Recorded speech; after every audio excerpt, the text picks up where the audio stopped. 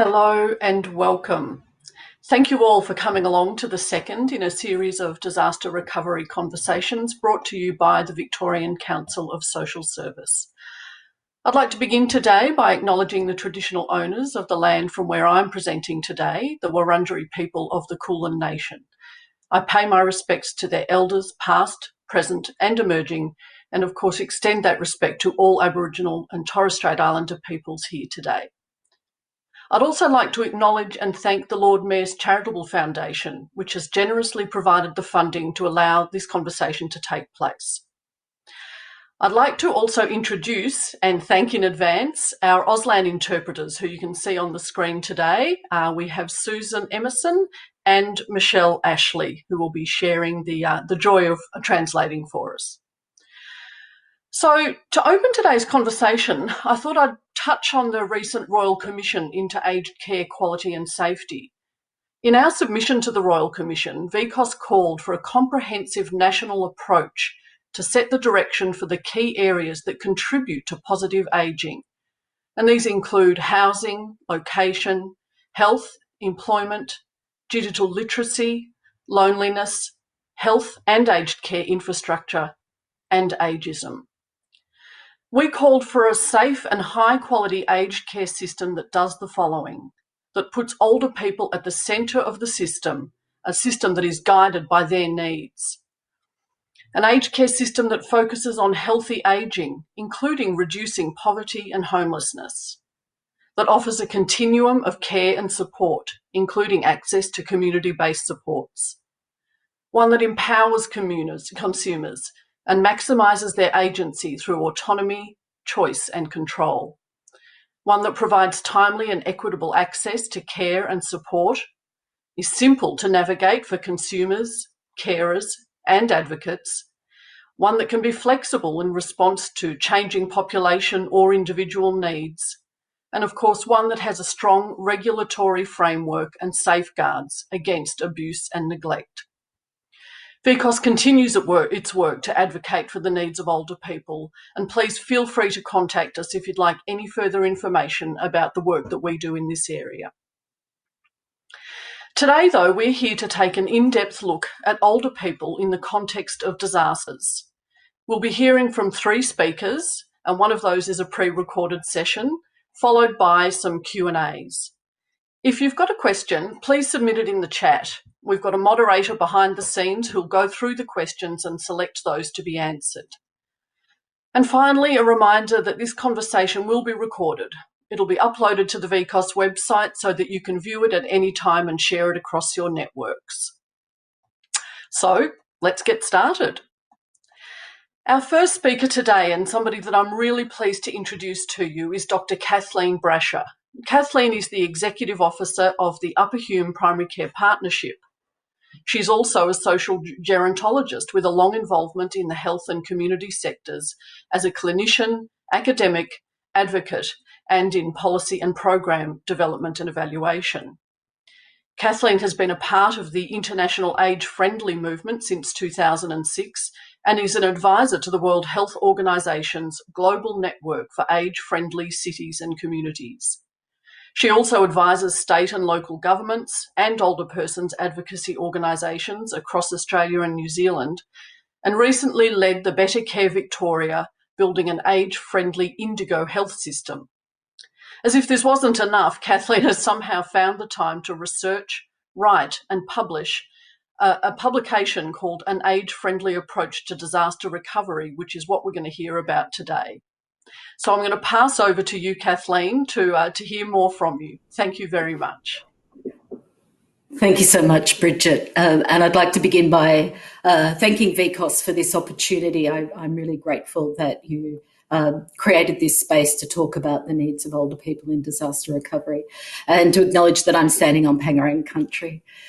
So today, what I'd like to talk about is some of the work that, as Bridget said, has been presented in this booklet that's been provided to you through VCOSS, or the link to it has. And the booklet, while it has a focus on recovery, as we know, recovery is part of the cyclical process that helps us in preparation as well as in action during a disaster. And as Bridget's already spoken about the term age-friendly I use quite deliberately. It's not just an adjective for the work that I do, but it's grounded in the values and principles of the World Health Organization's global network, which gives us very clear guidance and direction on working with, for, and alongside older people and the whole community in improving life for all of us as we grow old. But it also has a very clear process on how to work with people in place. So the term age-friendly is used very carefully now.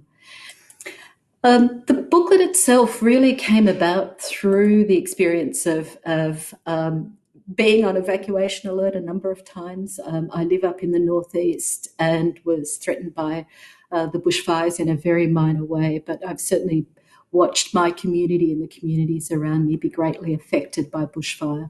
But of course that comes on top of droughts. We had floods here in 2018 that were part of our experience of drought that's been with us for a number of years, and very high temperatures that also affect and impact on older people.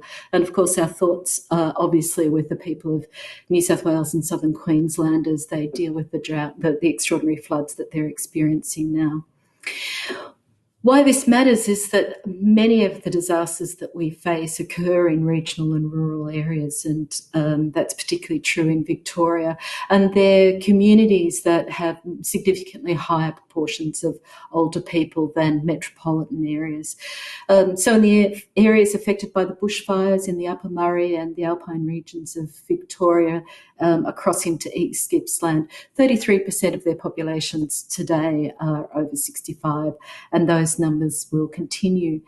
And many of those are living alone. And that doesn't mean that that's a problem for them. They can live quite well independently, but it makes a difference in responding to disasters. And of course, those who there's also older women that are disproportionately higher numbers in those communities as well, who live well supported, but do live on their own. So it's really important to start off by saying that older people, our parents, our grandparents, our great-grandparents are an extraordinary resource, both during disasters and in the recovery period of disasters.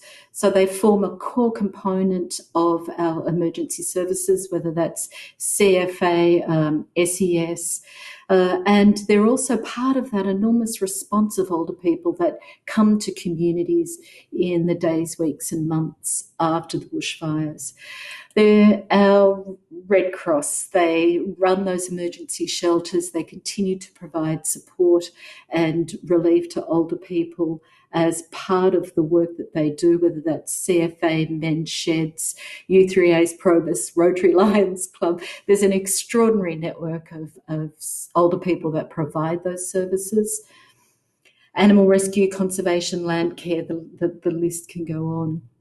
And often we do recognise that role older people have, but it's also important to recognise that in rural communities, our parents, our grandparents continue to provide support into the agricultural sector. So while younger, fitter people may be off doing some of the hard physical labour of recovery, it can be the older people that are back into the milking sheds, back onto the tractors, working in agriculture, maintaining small businesses, and providing financial support as well as part of that business response.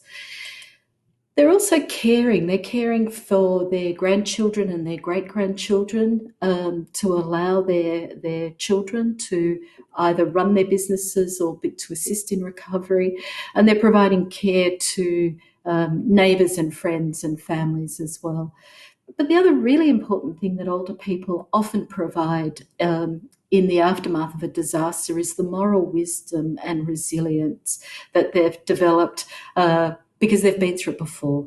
They've survived, they've got stories of what worked and what didn't, and they can provide great comfort to younger people and particularly children in navigating the stress and distress that can happen as part of that disaster response. And of course, they have an increased risk of illness during disasters and in the weeks and months afterwards. We know that older people, particularly those with existing illnesses, particularly those who are carers, and particularly those who live with disadvantage, are at much higher risk of physical injury. If they sustain a physical injury, particularly if they're working and supporting communities in unstable physical environments. Even small cuts and abrasions, they're at greater risk of infections.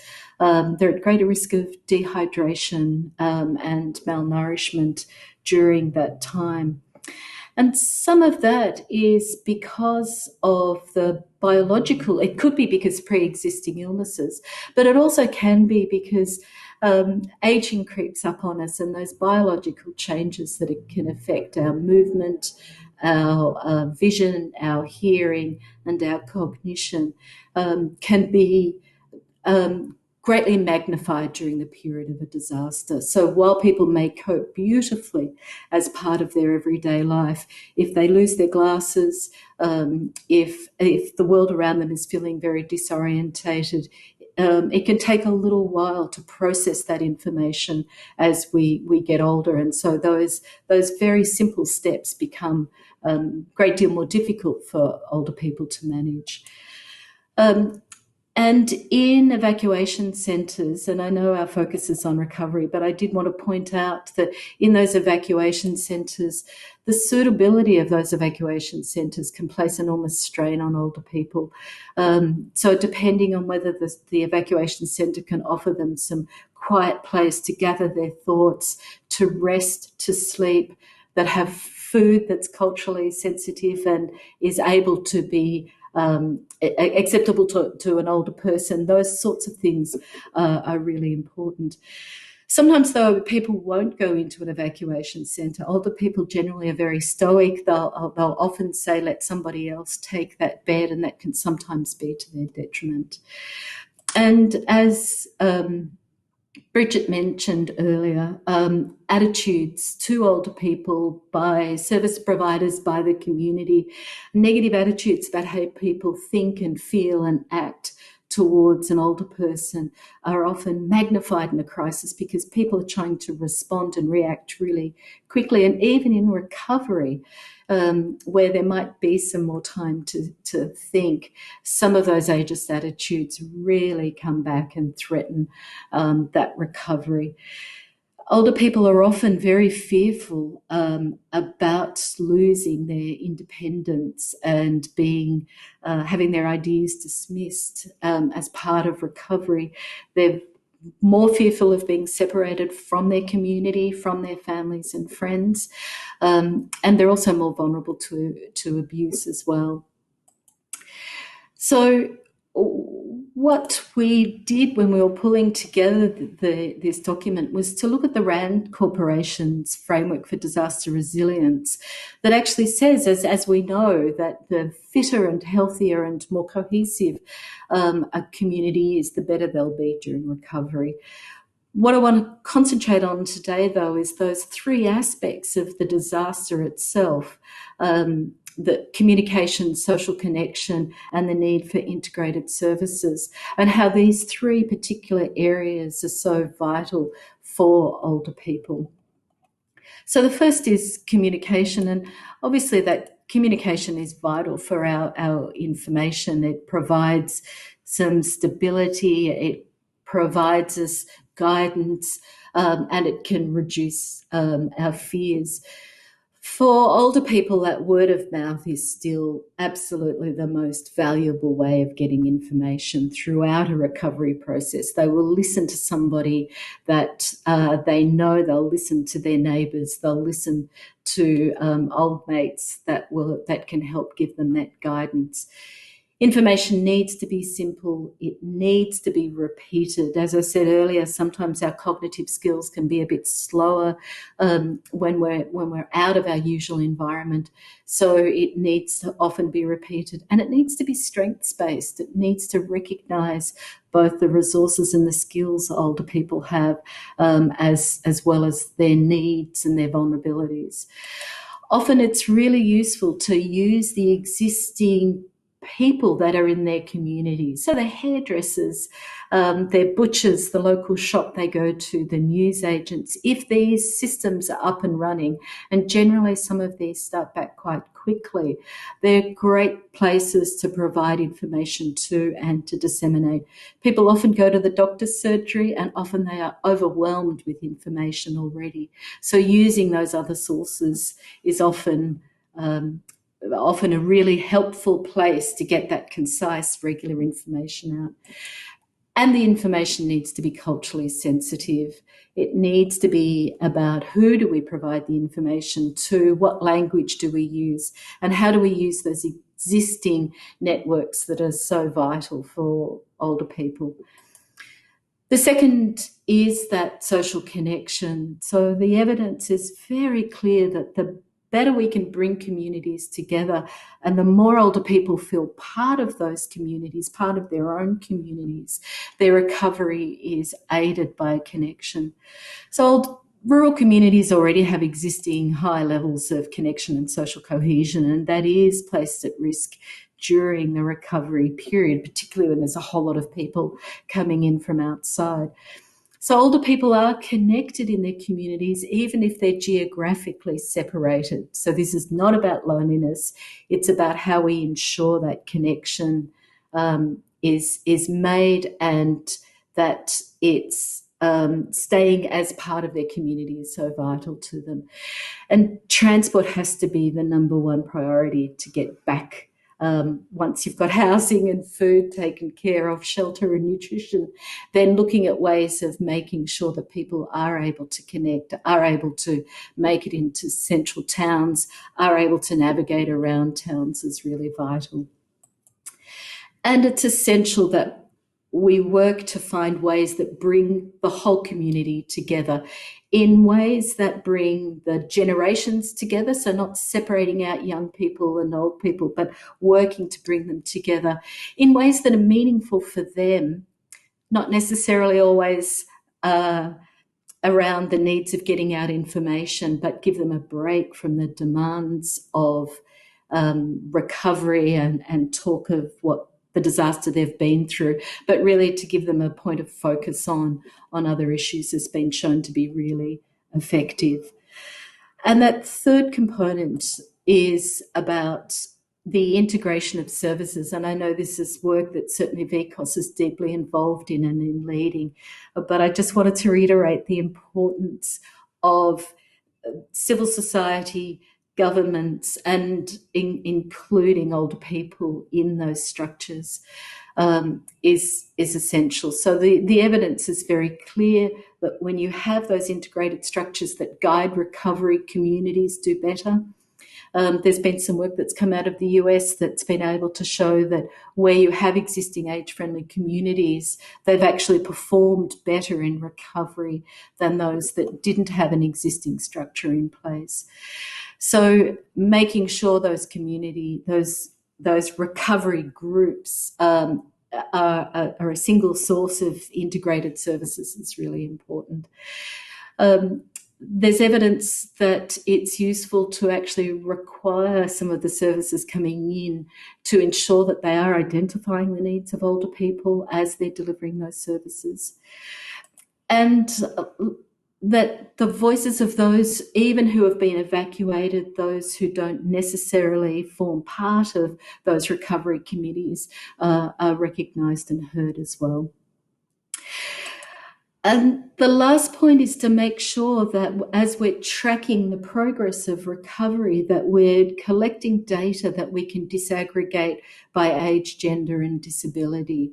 So we're able to ensure that both the contribution of older people is recognised, that their progress towards improved outcomes through the recovery process is recognised, and that we then have really good baseline data that tells us what are the groups that are vulnerable, what are the groups that we need to be identifying so that we start preparation, unfortunately, but we will need it for the next disaster. So thank you, and I'll leave it there and I look forward to questions.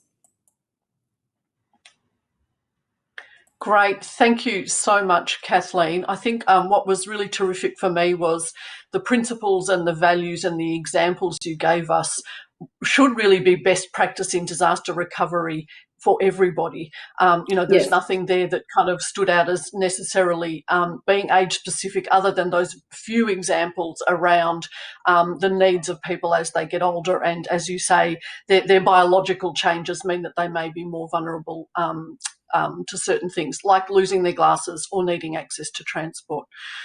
One question that's come through is around older women, and we know that older women are increasingly at risk of poverty and homelessness.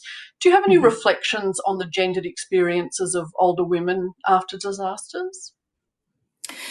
Yeah, there's certainly evidence of increased risk of elder abuse in older women, and that comes out of some work particularly from Canada.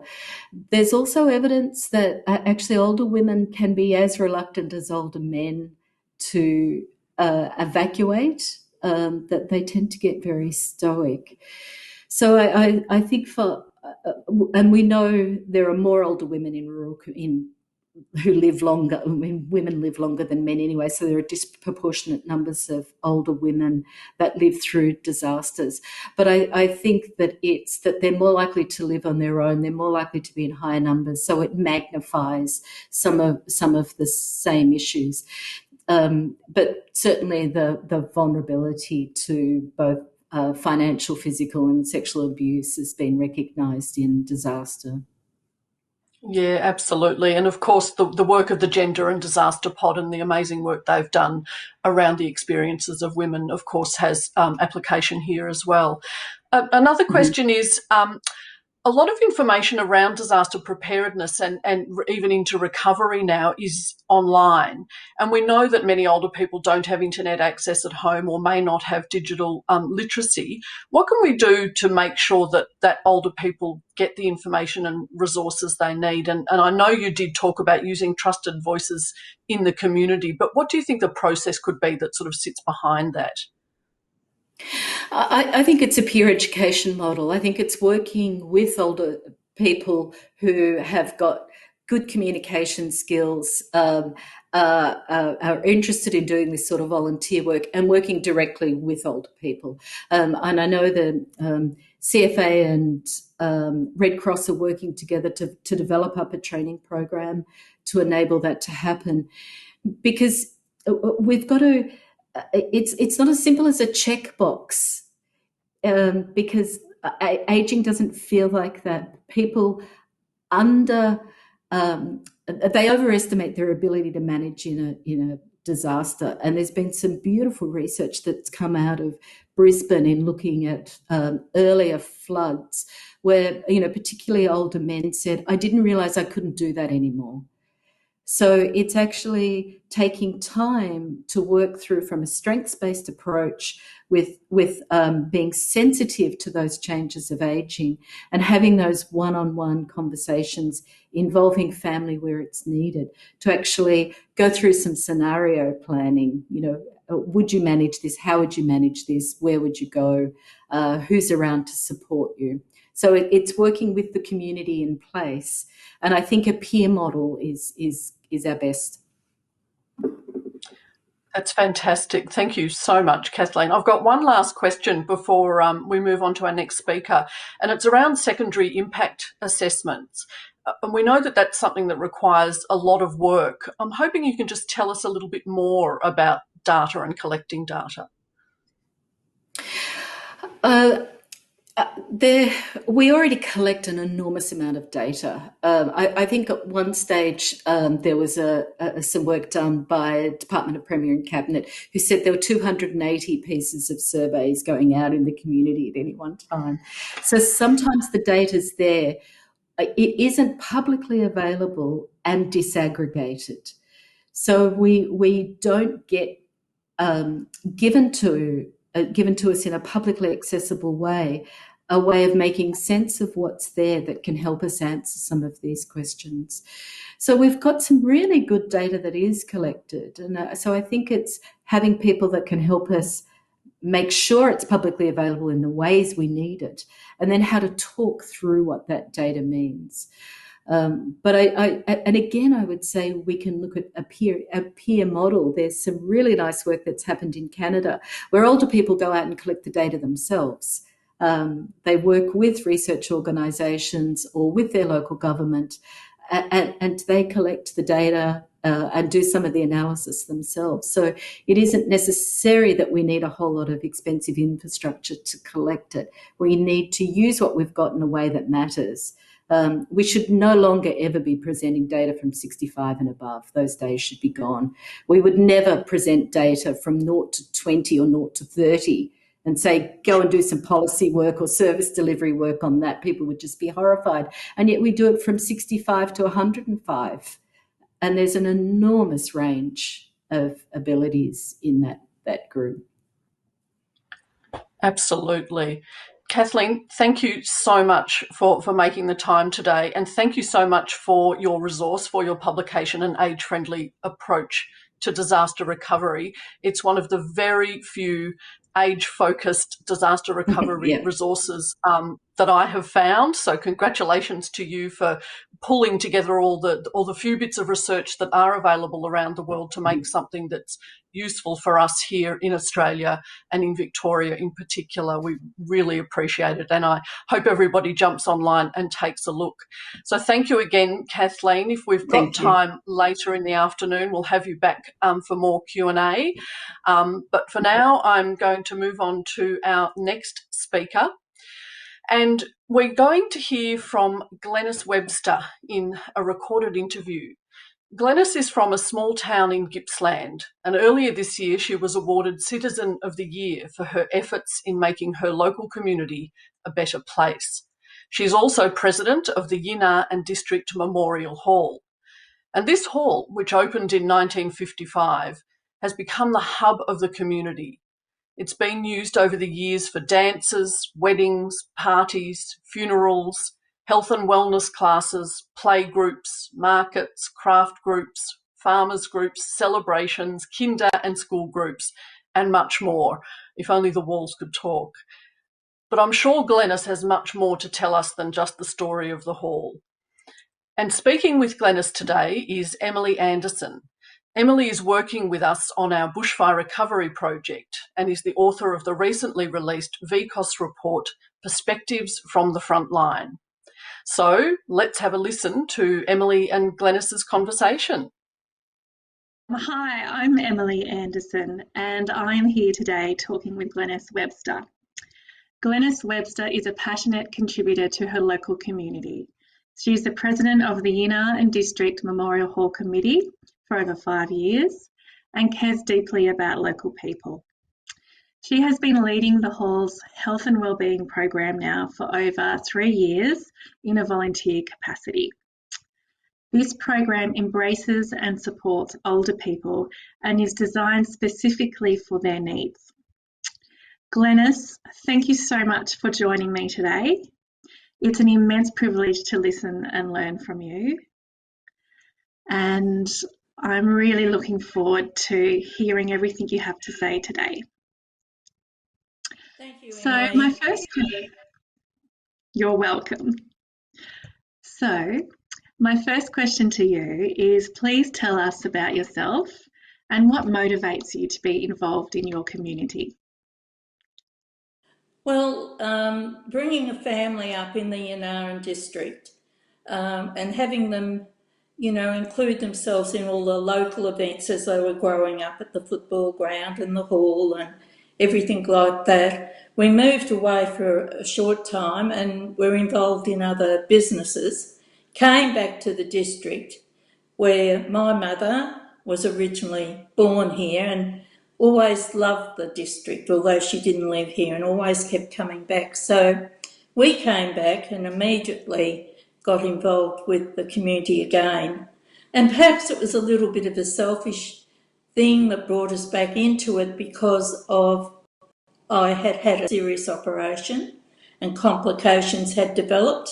So you start looking at things in a different way. Absolutely. And so what did you find that brought you to begin this health and wellbeing program? Was that part of your healing after your operation? Yes, it was, because there was no program around the area without travelling to a major town to overcome the situation I was in. I was no longer able to go and do line dancing and strenuous exercises, so that you found that with Kathleen, a special instructor, we designed a program where mature people would feel very welcome, and that even though you had serious health issues, that you always felt very important and included in that program, and that you were able to join in with everyone regardless of what your issue was. Great. So that's how it actually came about. And so, Glenys, I would love to hear more about the program and what it involves. Well, we designed a program, Kathleen Millett and Kathleen designed a program that would connect with mature people. It's mainly a program of Tai Chi. It sort of relates to physio in a lot of ways, so that you do these slow movements, but the slow movements enable you to, come back after a serious operation, come and connect with the group and join in. And there was no program being offered in a local town around the area. And of course, a lot of mature people are unable to travel at the same time. So we introduced this program, and in 2019, the second year, we had over 900 people attend. And after COVID, we locked down during COVID, but we had Zoom, but not many people were able to come onto Zoom because of the lack of knowledge or connection with the internet. So our first program back, we had 31 turn up. And last week, we looked at the group and we thought to ourselves, they're coming back. They're such a wonderful, amazing group of people. That's wonderful, Glenys. So many wonderful connections with the Foundation of Rural and Regional Renewal, the university. We're very proud of this program. I understand the Foundation for Rural and Regional Renewal helped to fund the program, and that Federation University have been involved in evaluating the program. Is that correct? Yes, the foundation, I bless every day the foundation came to be, because they connect with rural people and they understand your needs.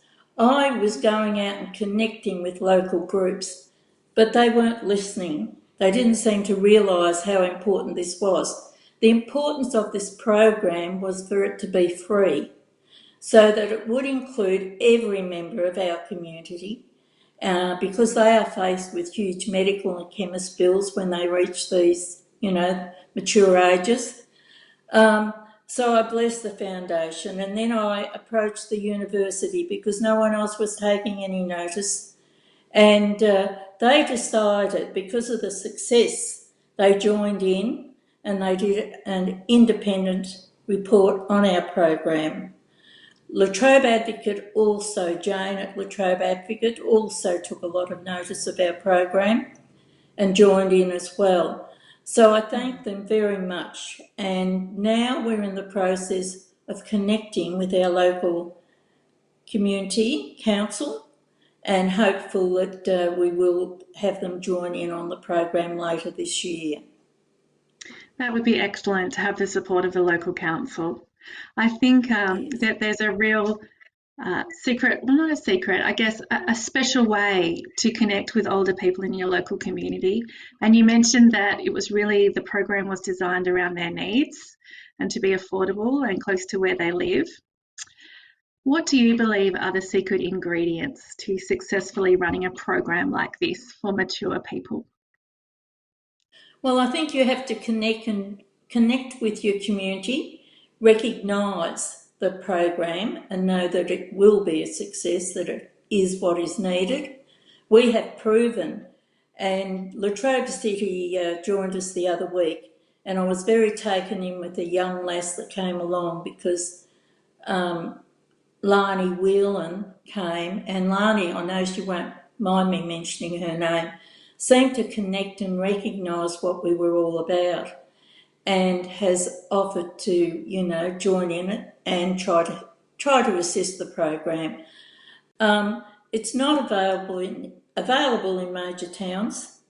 There is no other program like it, and they are recognising that now. So we're very grateful for that. And I think being free enables everyone to join in, and that's the most important thing of all, that people don't feel as if they can't come along because of finances. Of course. And so, what other benefits are involved in the program? I understand it's not just the physical, recovering after an operation or getting your balance again or living independently. I understand that there were some other things involved too. Tell me about that. Well, we normally set up the hall for fairly early and welcome everybody in. It's not walk in and walk out. And I usually do cooking during the week, and they stop back. They're not asked to, but they can if they feel welcome, to stop back and have a tea and coffee. I find this is very, very beneficial because you have people with often mental issues as well that will sit down and join in and have a cuppa and talk to other people. We have people coming from many communities. They come from Churchill, Melbourne North, Blara, Yallourn North. So they're coming in from other communities and recognising that this will assist them. It works actually. I think the main thing is we're trying to remain independent and in our own homes. We also try to bring in other groups, which originally they weren't at all interested, but now, because of the report from Federation University, they are starting to sit up and take notice. Oh, that's wonderful. That's wonderful. And so, Glenys, this conversation series is about disaster recovery and community resilience, something that I think your program really contributes a lot to. Thinking more broadly about mature people, their strengths, what do you believe mature people have to offer? They have a great deal to offer. If we look at our community groups around Yannar, you will find that most of our main volunteers are actually mature people. It may be a sign of the times because I know the younger people are very busy with their interests, but it's mainly the mature people that are involved. And you will find I refer to them as drivers because the projects in our rural area have to be driven by local people for us to succeed to have them. So you have to be a driver. And I often refer to myself at times as a fox terrier because I won't let go if I decide to get onto something. And with that, we have achieved over 8 years of not letting go. We have had our hall refurbished. You join other organisations like the Yannar District Community Association, who always support us in anything that we do. There's a cemetery trust. We connect with ARC, which is an art group, the CFA.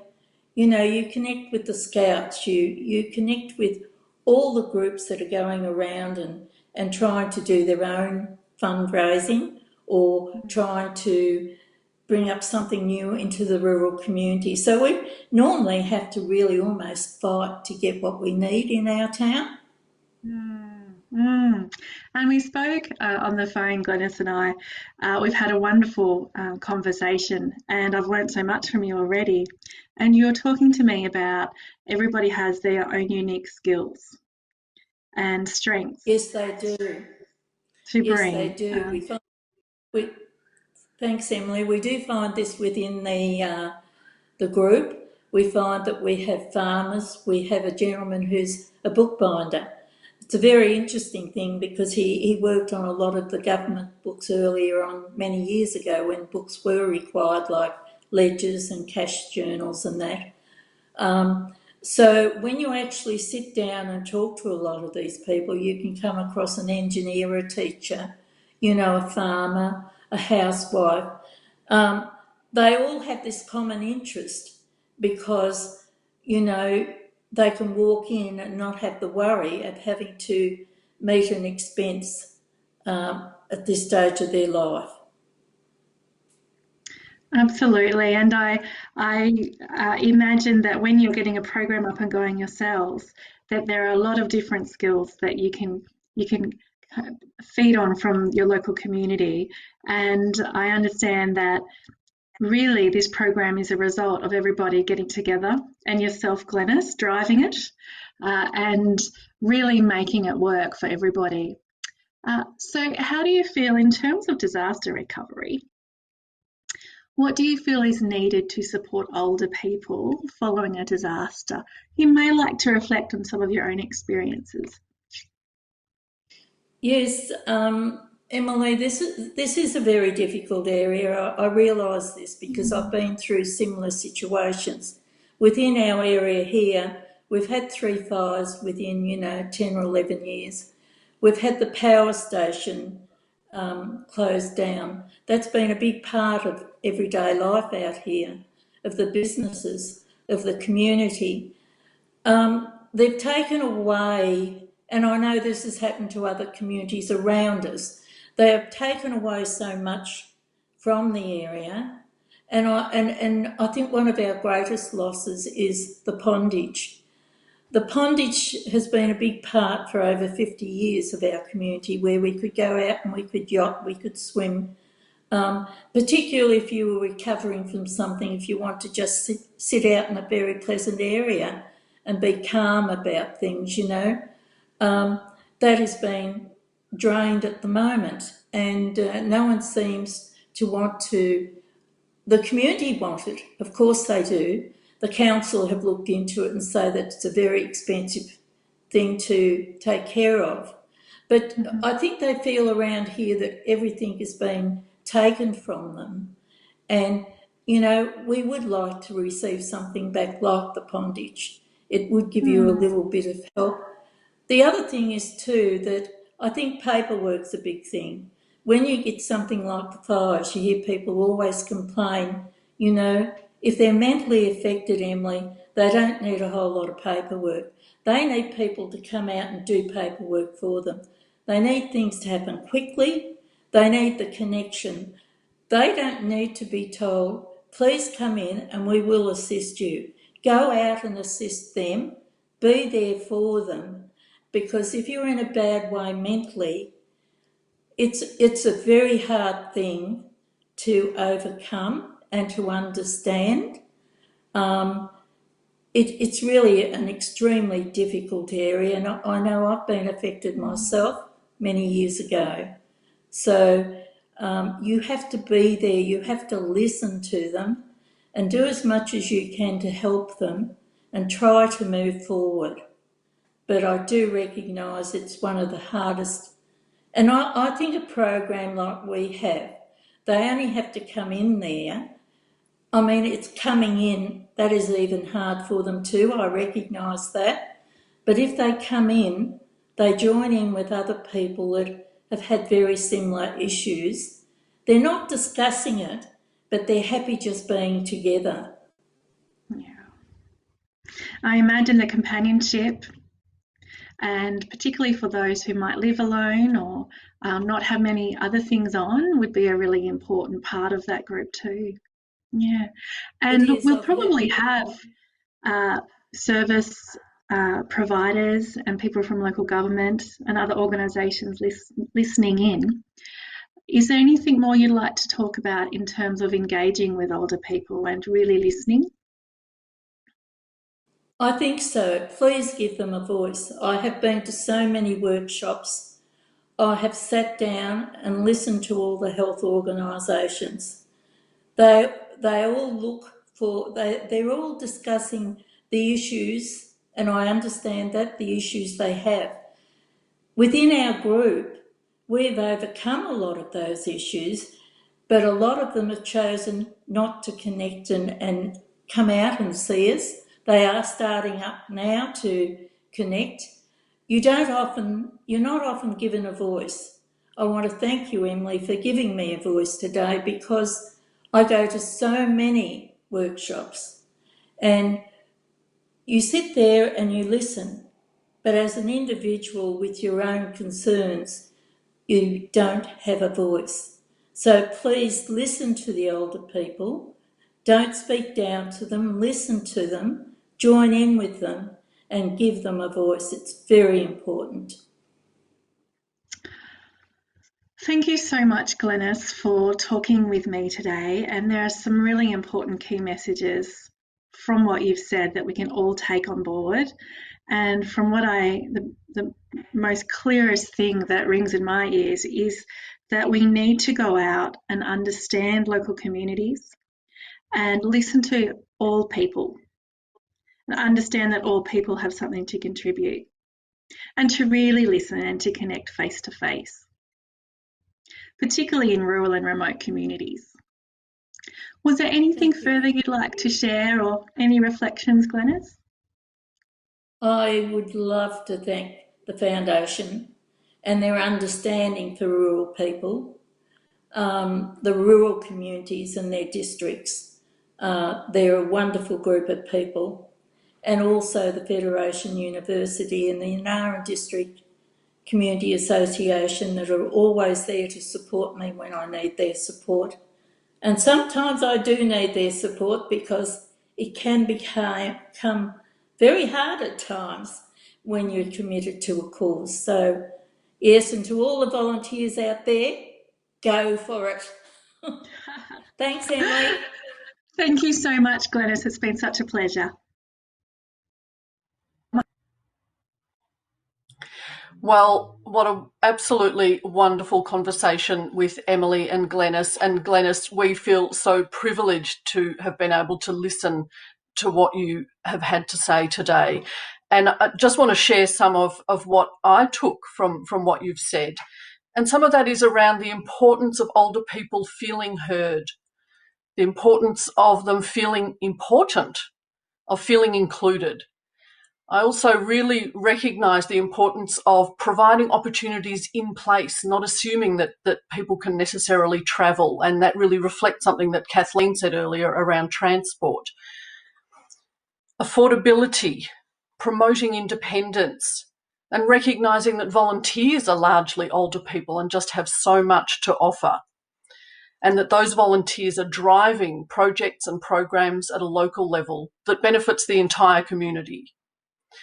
Older people bring with them an extraordinary diversity of skills and experience. So thank you so much, Glenys, for giving us your time and sharing with us your wisdom and your insights. And congratulations again on your fantastic award that you received earlier this year. I know you are an incredible asset to your local community. So we're going to have a short break now, so you can stretch your legs and grab a cup of tea. I do encourage you all to get up and move around. We'll be back in about 5 minutes' time with our final speaker, Tina Hogarth-Clark, who is the CEO of the Council on the Ageing Victoria. We look forward to seeing you when you get back. Thank you.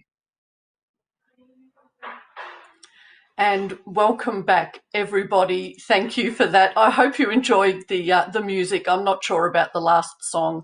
It might have been a little bit inconsiderate at this time. That, of course, was Johnny Cash in a 1959 recording of a song called 5 Feet High and Rising, obviously about floods. The previous song is an interesting one. It's a very early Bee Gees song called New York Mining Disaster 1941, but it was actually inspired by the 1966 Aberfan mining disaster in Wales, where tragically very many children lost their lives.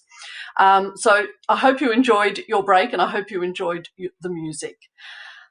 I'm really pleased now to introduce our last speaker for today. Tina Hogarth-Clarke is the CEO of Council on the Ageing, or COTA Victoria. And COTA is the leading not-for-profit organisation representing the interests and rights of people in Victoria aged over 50. Tina has significant experience across the not-for-profit, health and aged care industries, with experience in governance, strategy and business development. And Tina's going to share with us today some of her insights and reflections on the strengths and vulnerabilities of older people in disasters, the rights of older people, elder abuse and other risks of older people in disaster recovery, and the role of aged care and other community and social service organisations that provide support to older people. So with no further ado, let me welcome Tina. Welcome. Thank you, Bridget. Thank you for having me here today. It's and coming in last and listening to both Kathleen and Glenys before me to tell their stories, and have been really fantastic, and just to hear about how it is that we can enable the voice of older Victorians, especially with regards to disaster recovery. But before I start, I'd also like to acknowledge the traditional owners on the lands on which I'm sitting and meeting today, which is the Wurundjeri people, and pay my respects to their elders, past and present, and to acknowledge how fortunate that we are to live on the lands of one of the oldest surviving cultures in the world. It's a fascinating. It's wonderful that they've been able to care for our land, and you know, it's sort of relevant here today when we're talking about disaster recovery. We have a lot to learn. I wanted to start really with just a quote from the World Health Organization. Older persons are resources for their families, communities, particularly during times of crises. Their years of experience can make them models of personal resilience, sources of inspiration and practical knowledge. They give voluntary aid, care for grandchildren or neighbours, and participate in the support or recovery initiatives. I wanted to share that because it's important to understand that not all older people are vulnerable, and that we should really focus on capacity and not vulnerability. Glenys spoke about the unique things and the unique skills that each older person has and has accumulated over their life. And I think it's very important that we ensure that older people are not framed as being unilaterally vulnerable during emergency situations with little capacity to offer assistance, because we know that this is not the case. Many older people have significant capacity to contribute to disaster recovery initiatives. And in fact, 53% of Australians over 50 are already involved in voluntary work within their communities. And this was prior to the COVID-19 pandemic or any other disaster. So despite their desire to play an active role in the recovery process, there are several factors that can impede an older person's participation in such efforts. And some of those factors are not actually contributed to the older person, it's more contributed to society. And one of those being ageism. And Kathleen talked about ageism and touched on ageism and the role that plays in refusing to recognise the rights and needs, contributing to for older people to continue to contribute, and for their value of people in the older age group. And so the way that ageism manifests itself is that older people are being perceived as being less deserving, they're incapacitated or in need of protection. And I think if we're really honest with ourselves when we talk about the older people that are in our lives, there sometimes does have that feeling of needing to protect, But what that protection and that feeling of the need of protect, it actually reduces their capacity to recognise the rights of that older person. You can step over and say, no, you can't do this because you need to do that. And it disrespects their right to be able to make decisions for themselves when they do have that capacity. While 3 out of 4 older Australians feel that they have much to offer society, more than half of older people report feeling less valued by society from when they were younger. And 1 in 3 older people report having experienced age discrimination in employment or in other areas of public life. So I think what we have experienced last year during the COVID pandemic is it became very apparent through the public discourse, not just in Australia, but worldwide, that older people are framed as unilaterally vulnerable to the virus or to any natural disaster. And the lives of older people have been framed as being more expendable than those of younger people. It's important too, Glenys spoke earlier about the unique skills and the diversity of the ageing population. When we talk about an age, and Kathleen also touched on the fact that we wouldn't be talking about 0 to 20 and studying as 0 to 20. We know that from the age of when you're first born to the age of 20, you go through a lot of development and you have very different perspectives and abilities and capacity. The same with older people. When we're talking about older people, particularly at COTA, we represent those that are over 50. So we're talking about 50-year-olds, 60-year-olds, 70-year-olds, 80-year-olds, 90-year-olds and over. If you look at each of those individual decade groups, they have very different needs, very different capacities and very different experiences. So there's an enormous amount of diversity within the ageing population, and we can't assume that the needs and experiences of all older people are the same. I was particularly heartened by Glenys's comment around give them a voice. It is so imperatively important that we do give a voice to each of those age groups, that we understand what at an individual and a community level, what they require in order to live successful lives, but also to recover from a disaster. Every community is very different.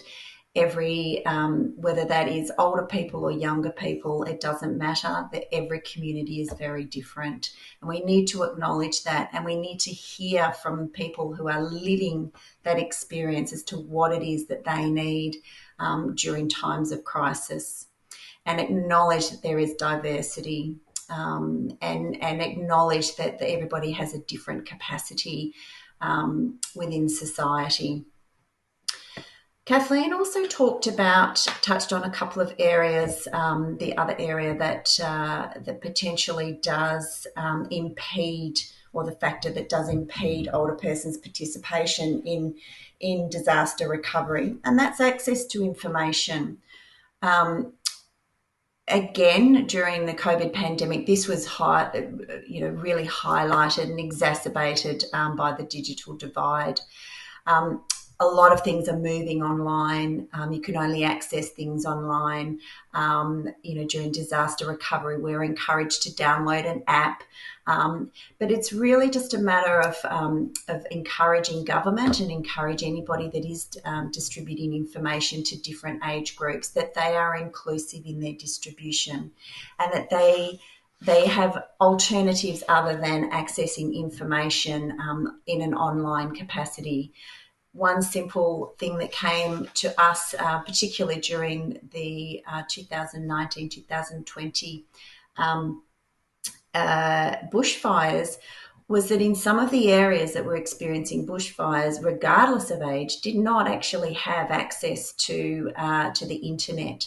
And when the power lines go down and the mobile towers are burnt, suddenly nobody, regardless of age, doesn't matter how good you are on a mobile phone or a smartphone, you don't have access to be digitally connected and to understand and receive that information. So if you compound that to never being able to use your smartphone, or not even having a smartphone or access to the internet, then there does need to be alternatives that are low tech for older people and even younger people in some circumstances. So it's very, very important for us to be able to continue to advocate that that there does need to be digital and non-digital. So that includes the telephone line and face-to-face services when appropriate. I'd also like to touch on, and I think Glenys touched on it a little bit when she was talking about the program that she has set up. And that's the role of active ageing and the role that active ageing plays in disaster recovery or enabling a better result or a faster result in disaster recovery. Glenys was talking about as well about community connections, and that the programs that she is running is a very important element, which is the tea and coffee after the exercise. So not only are we building the body to make sure that it is strong to be able to have the capacity to respond to disaster, but you're also building the mind and you're building that community connection. And we know that communities that thrive are those communities that are connected, that look out for each other and support each other, know who's in their community, know what their needs are, know what their capacity is, know what their skills are, and they can call on those. It's very, very important to that while it's true that many older people may have specific vulnerabilities that must be accommodated during times of crisis, some of those vulnerabilities can be mitigated by adopting policies and practices that actually promote active ageing. Active ageing, as the World Health Organization definition, is the process of optimizing opportunities for health, participation and security in order to enhance the quality of life as people age. And that's really important if you pick out those three elements: health, participation and security. And security is feeling safe, feeling safe not only within your home, but having a home in which you can feel safe within, having the finances and the financial security to be able to live a good life. And integrating active ageing framework into a health policy will enhance personal, community resilience in the face of future emergencies and disasters. So if we do that work first, then we build a resilient community that can respond and can rebound from natural all sorts of disasters, not just natural. I think too, it is important, one element that within active ageing and the connectivity, and it was touched on, I think Kathleen spoke a little bit about elder abuse and how that can be exacerbated during a disaster. We do know that that social isolation is one of the key factors within that can contribute to elder abuse. And I say that because communities that look after each other and are socially connected, for individual people that can go out and have their friends and have their social group and their support group, are less likely to be subjected or vulnerable to elder abuse. What happens in many disasters, which is happening with the floods up in New South Wales and happened with our disasters in bushfires, is that the community leaves. They can't stay, and if their community and their homes are burnt or washed away, then it takes time for them to be able to come back and access their community again. And that community is a part of a support network. And we know that when that support network has been eliminated, then older people can be at higher risk of elder abuse. Because they don't have that support. They are isolated and it's more difficult for them to be able to access their support group. So it is really important that when communities are separated because of a natural disaster, that time and energy is brought in to pull them back together, even if that is just a phone tree, or as we've now getting better at Zoom meetings or letter writing, or a contact person that can go around and visit people no matter where they've gone. We know, particularly in rural areas, that families take their older parents in the metro area, and also older parents that are living in the metro area will take their family members in and look after them during those disasters. And that's fine, and that's their choice. It's when that relationship then becomes coercive, or the rights of the older person are not respected in that relationship, and homes and etc. that happen within elder abuse happen over time. So in the beginning it's fine, but we need to ensure that that their rights are respected, and if they want to return back into their community, that they are facilitated to do that. And it's something I think that certainly during the bushfires we found that there were several callers just prior to the pandemic, of course, that overshadowed everything else.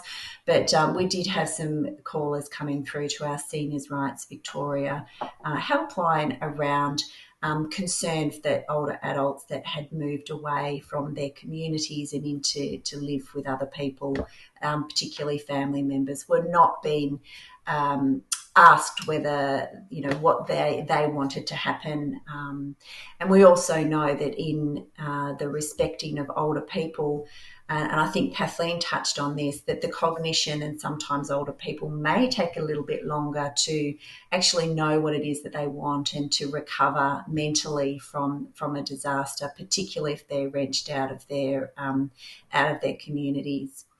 But what I also wanted to end on with this is that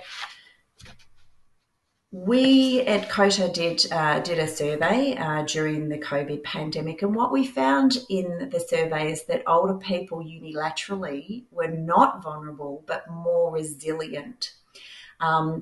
They have an attitude of, we have been through this before, we've been through disasters before, and we know that it's going to finish at some point, and these are the processes that we need to put in place in order to be able to survive and in order to get through this. That was very pleasing for us to see that, because throughout, particularly last year and also through other disasters, older people are considered to be particularly vulnerable, and we know that that's not the case for everyone, that they can be resilient. And to end about giving the voice of older people, we like to say, particularly even in our disability work, the spirit of nothing about us without us. And that is so important, even in disaster recovery, to involve older people within each individual community to understand what it is that they need, and not make assumptions about they're older, therefore they're vulnerable, therefore we will do this for them, and give them the opportunity to help themselves and to recover from disaster. And I might now open up for some questions. Wonderful. Thank you so much, Tina. There's so much to think about there, and I really love the way you acknowledge Glenys's points. And just touching that, I think, do you have anything to add to Glenys's secret ingredient for designing programs for older people? Obviously, going to them first and asking them what they want and what they need are got to be the first step. But what are some other tips that we can take from you? That's a very good point. And I think that when you are designing something for any particular group, again, I go back to giving them a voice. It is really important to find out what it is within each community that community needs and what those individuals need, where they're at, whether that is designing something, as Glenys was talking about, that's affordable, so it's more inclusive. What we find with any of our any of our exercise programs or any of the programs that that COTA is involved in, the most important part of any forum, any presentation, any event, any exercise program is the cup of tea and biscuits at the end. And the cup of tea and biscuits at the end are really important because it's not just the tea and biscuits, it is that opportunity to develop friendships, to develop a network, to develop a social group, to develop a support group. And we know that communities that do that really well thrive and they survive and they do better in disaster recovery, as well as non-disaster. They do a lot better as well.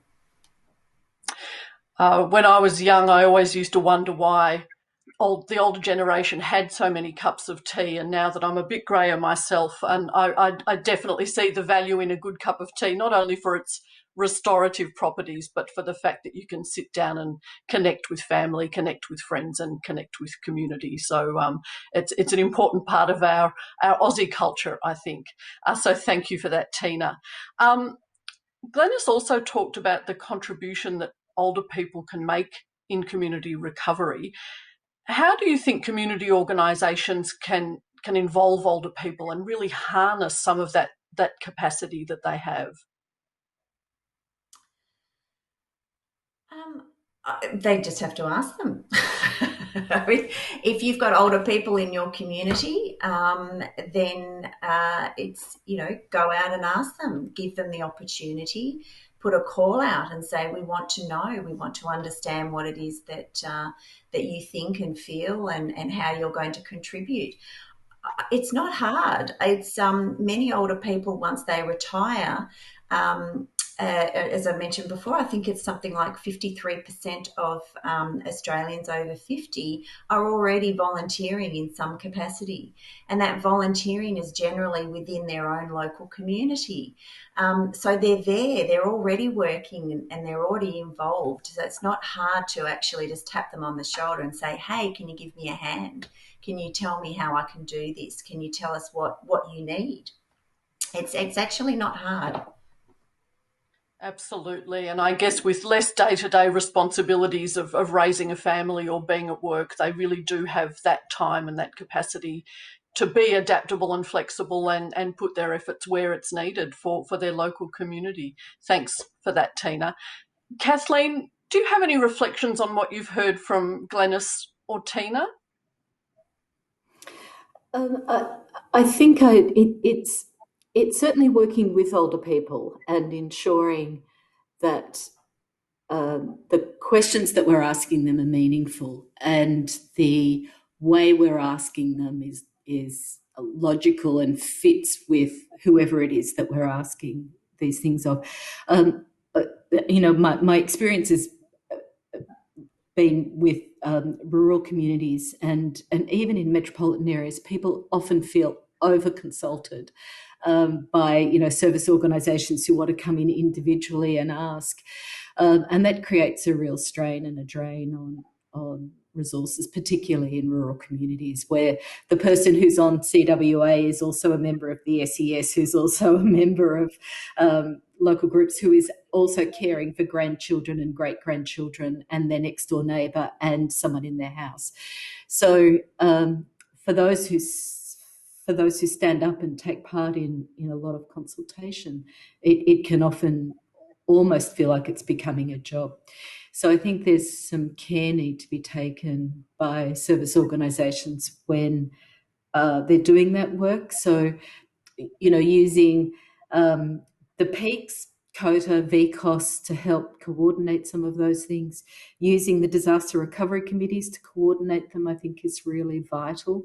Using existing information and then ensuring that older people have the same information and tailoring that information is really important. I would add something to the cup of tea, is that what we know helps so what the evidence tells us about certainly health promotion activities is that older people do best when it's not just about one thing. So when it's not just physical activity or it's just nutrition or it's just understanding their medicines or it's, whatever that that work is, but when we multi-layer those things together. So certainly getting people up as part of a physical exercise program is important. And when you're having the cup of tea, talking about nutrition matters, or talking about how they're managing their medicines, or that's when the service provider who needs particular information could go to the gym or to wherever those events are taking place and embed the conversation into that. Particularly around a lot of the things that we're interested in improving people's healthy aging, older people are not interested in just getting healthy for its own sake. It matters to them to be able to keep doing the things that are meaningful for them. So continuing the gardening, continuing their community work, being able to play with their grandkids or their great-grandkids, being able to travel. I know for one woman it was always being able to lift her suitcase up into above her seat in an aeroplane. That's the only reason she was going to gym. So working with that makes better sense, working with where they're at and what matters to them. It's fantastic. She obviously didn't want to give up her love of travel, which is absolutely fantastic. So keeping that movement going to stay strong to lift the suitcase. Tina, we know that loneliness has been a big theme since COVID for the broader population, and we know that loneliness is sort of endemic across our communities. How important is volunteering and engagement in tackling loneliness amongst older people? So volunteering works two ways, I guess, in this context.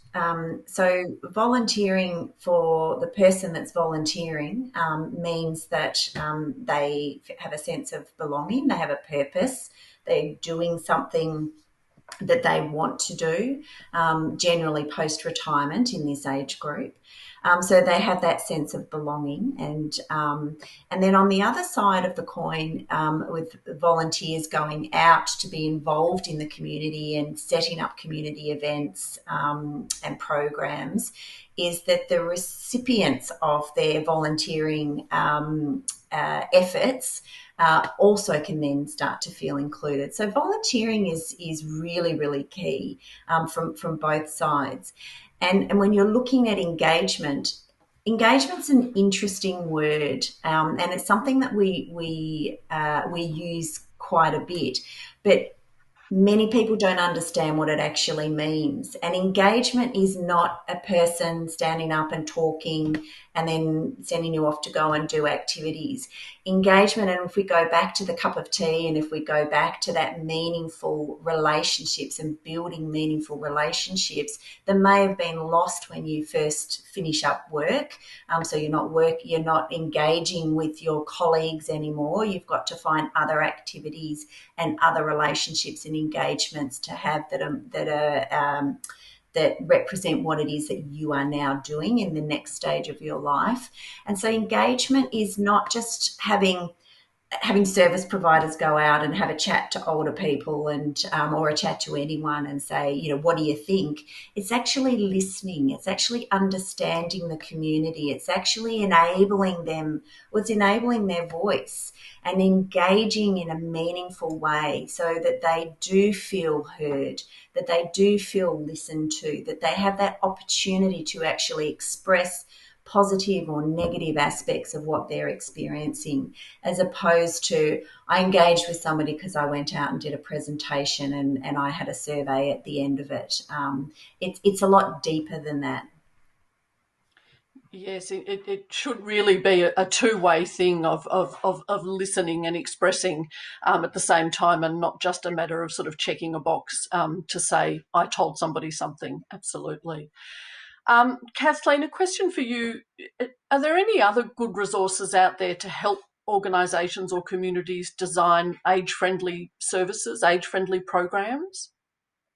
Yeah, there's a terrific amount out there. So if you go to the World Health Organization's Age Friendly World website, again leading you back to the World Wide Web, you'll see that there's the ability to look at resources through a whole lot of different criteria so you can select the sort of information that you want. We've developed a number of different tools and resources up here in Northeast Victoria as well through the Age Friendly Northeast Victoria Alliance. But I think the global network is a fantastic resource we have. So it has how to create age-friendly businesses, age-friendly environments, how to really work in a way that brings governments, civil society and older people together.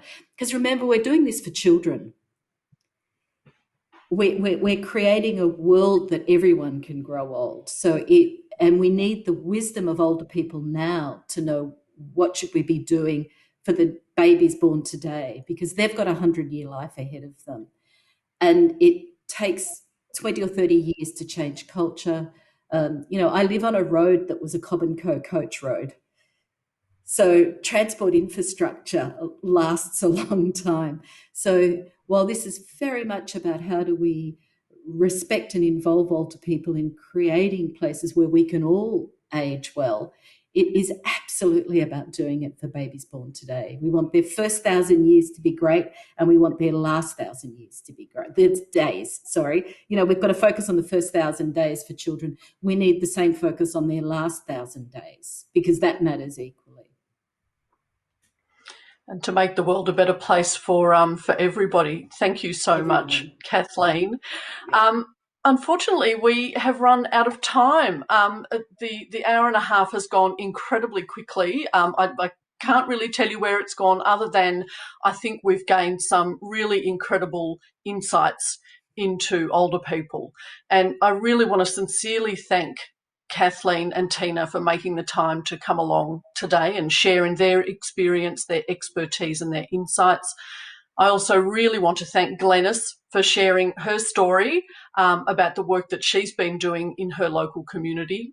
So thank you, Glenys, and thank you, Emily, for conducting that fantastic interview with Glenys. I think we've all learned a lot. I certainly have. And I think my key takeaway is it's not rocket science. This is not complex. There are some really clear and basic principles that we can abide by to make things a whole lot easier and a whole lot more age-friendly. We will be sending you a short feedback survey on today's conversation, and I do encourage you to complete it to help inform our future conversations. I'd like to say a very big thank you to our Auslan interpreters for helping to make this event accessible. And of course, thank you again to Lord Mayor's Charitable Foundation.